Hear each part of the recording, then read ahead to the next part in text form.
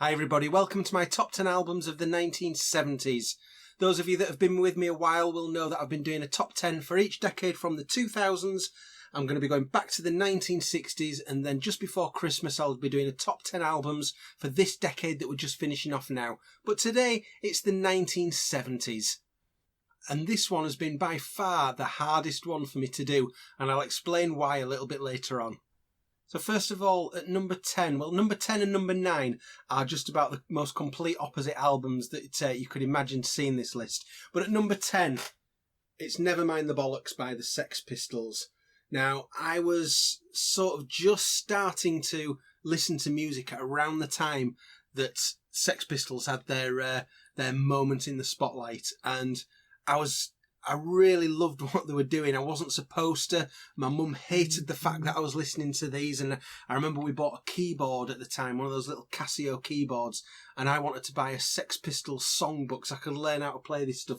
Ridiculous, I know, but I just loved the energy of this album. Songs like God Save the Queen and Anarchy in the UK were just like nothing else that I'd ever heard from anybody. And this to me is punk. I'm very much one of those people who's of the school of thought that punk had to happen.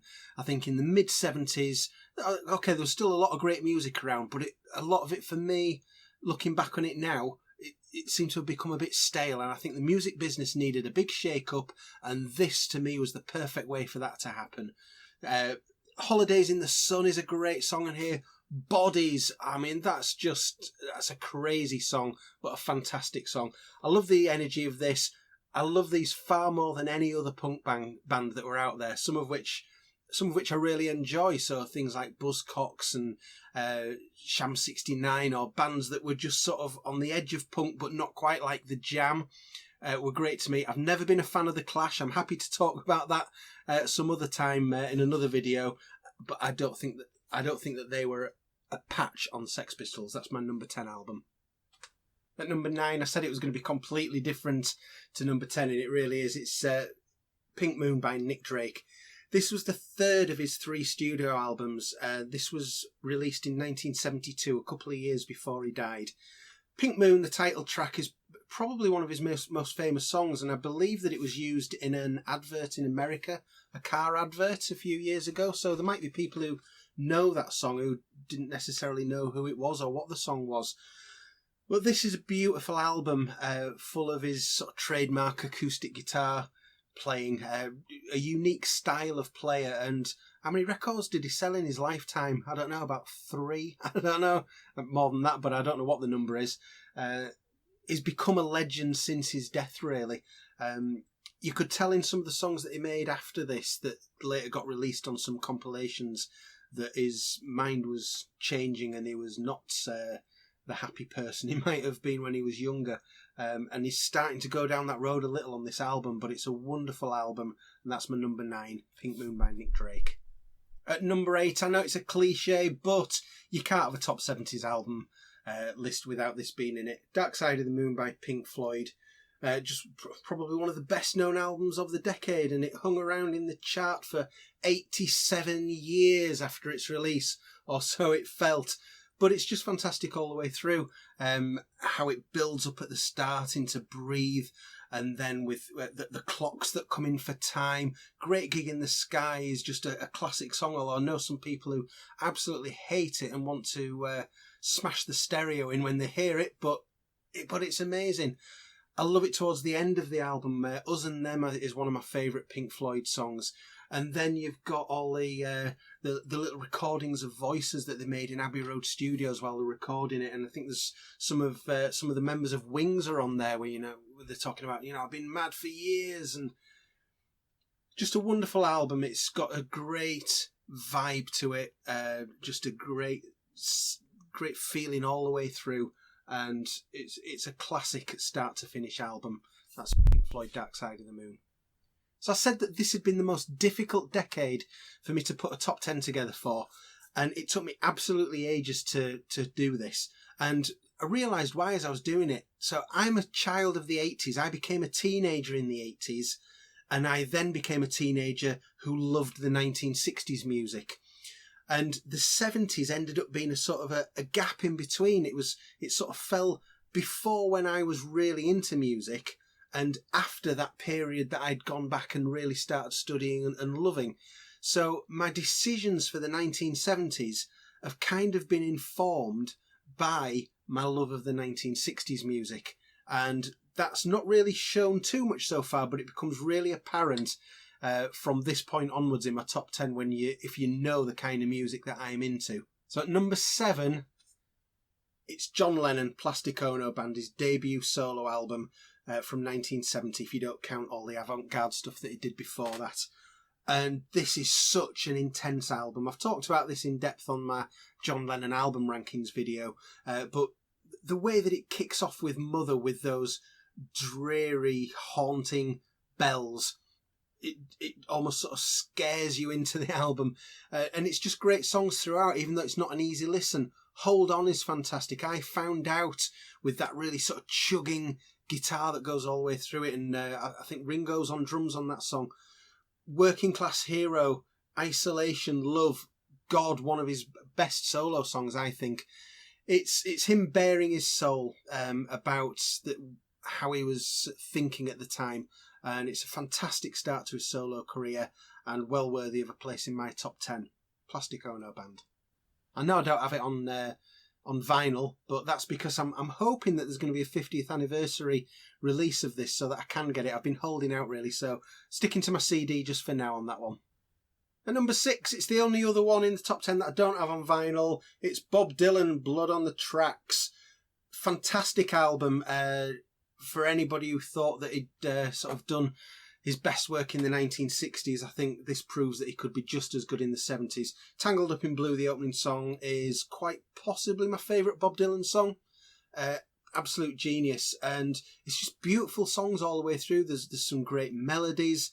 There's some great great messages that he's putting out there on things like Idiot Wind, where he's sort of singing, you're an idiot, babe. It's a wonder that you still know how to breathe. He was writing some great lyrics then. I love Lily, Rosemary and the Jack of Hearts. I know some people don't like that song. They say it goes on way too long, not one of his best.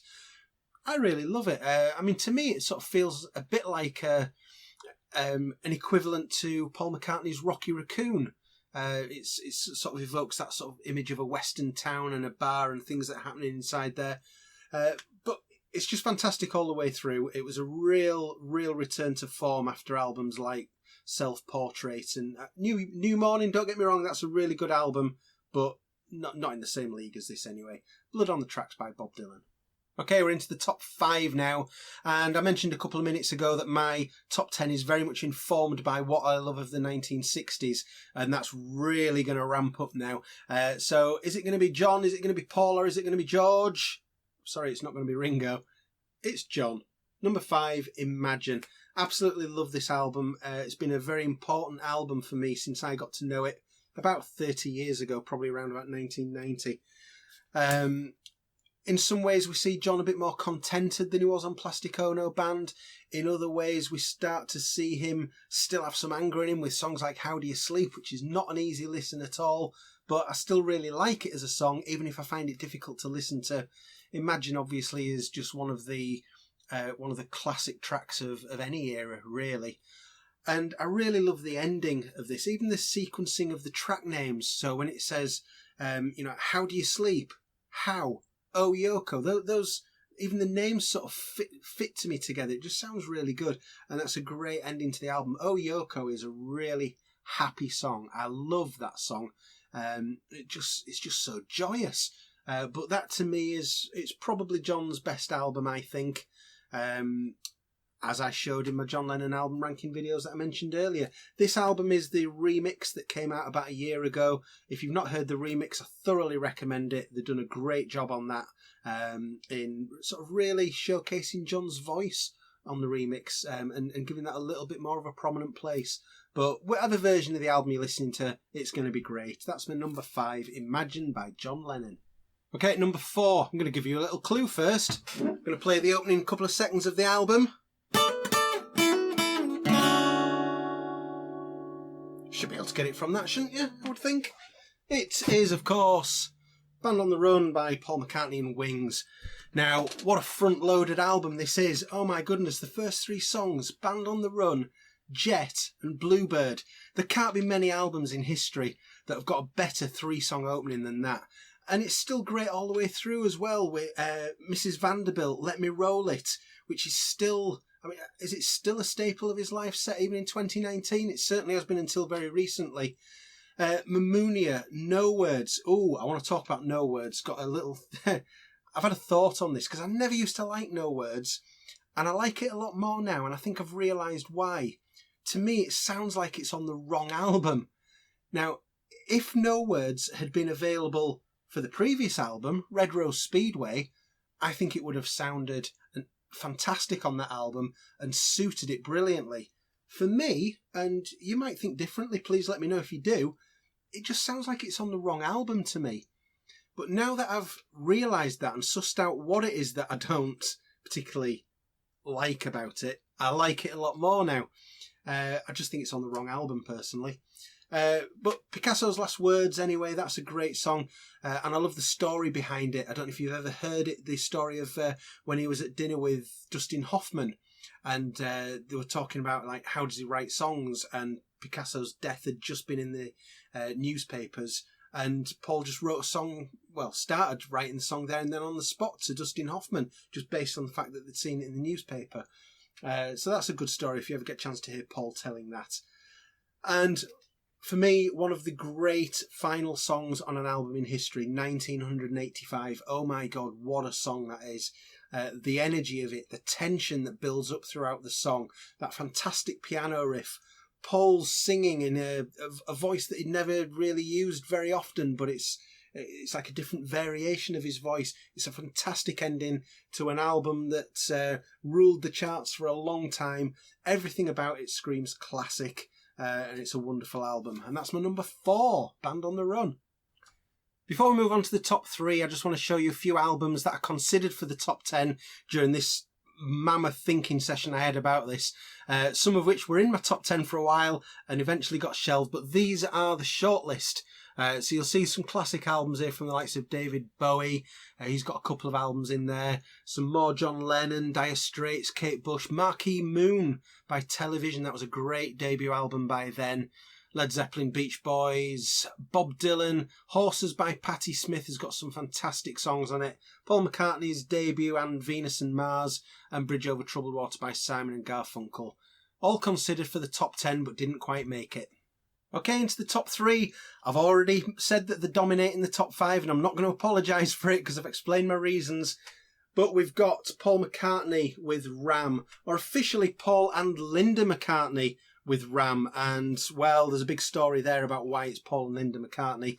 We'll maybe talk about that another day, but it's just a sensational album, savaged by the critics at the time, hopefully loved by a lot of fans at the time. I wasn't around at the time that this album came out, so maybe some of you could tell me what your thoughts were at the time about this album.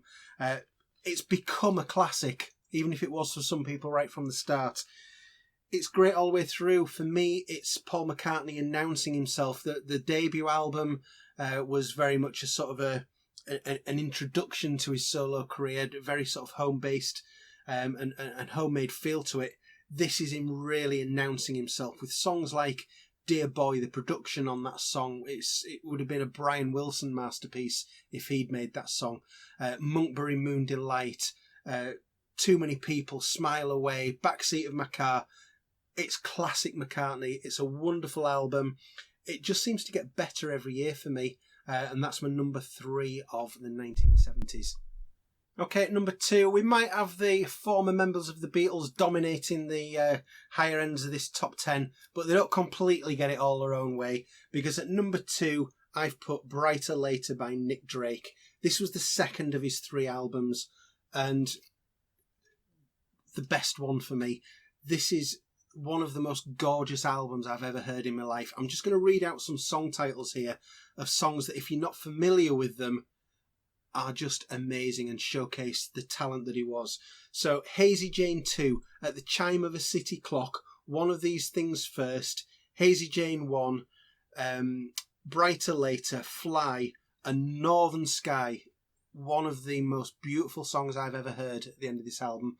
It's what's on this album. It's mainly him and a guitar. There's some orchestration. There's a bit of piano. It goes a little bit jazzy in places, but it's pure English progressive folk music, and I can't praise it highly enough. I know he's got a lot of fans now, but there's a lot of people who still probably don't know him too well. But I would certainly recommend his albums to anybody. Fantastic. That's Brighter Later by Nick Drake. Okay, we're at the number 1 spot. Now, in the same way as my 1990s and my 1980s top 10 videos, I didn't realise what my number 1 was until I started putting it together. It's been the same here, but I can justify this to myself because I couldn't find any other place where I felt comfortable putting this. There's a clue been here all along in this video as to what it's going to be. He's there, he's right behind me. It's George Harrison, All Things Must Pass.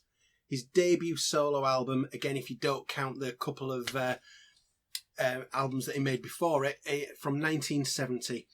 He had so many songs built up that he was just bursting to get out, and freed from the shackles of being in the Beatles, this is what we got. Now, personally, I like to think of the album as not including Apple Jam. I like to think of Apple Jam, which, if you don't know, was just sort of a series of jams and sort of extended guitar pieces that appeared on the 3rd disc. But I like to think of those as bonus tracks, really. For me, the album finishes with Hear Me Lord, and it's just a stunning album. There's a couple of songs that I don't think are quite as good as the others, so Behind That Locked Door and At the Start I'd Have You Anytime are not as good as the rest of the album for me, but songs like What Is Life, My Sweet Lord, The Ballad of Sir Frankie Crisp. I even love Apple Scruffs, telling the story of the girls who used to hang around outside where the Beatles were working, just wanting to catch a glimpse of them. Hear Me Lord sounds like something that Noel Gallagher might have ripped off 30 years later for an Oasis song. And it's only really recently that I've come to really love that particular song. But it showed how amazing George could be when he was in the mood for it. Not all his albums were great. He made some albums that were less than stellar in my opinion. But it's an absolute masterpiece for me, and well worthy of my number 1 spot. So that's my top 10. I'd love to hear about yours, comments on mine. If you didn't like anything you particularly heard, let me know. But thank you very much for watching. I'll be back with the top 10 albums of the 1960s pretty soon. Cheers, bye-bye.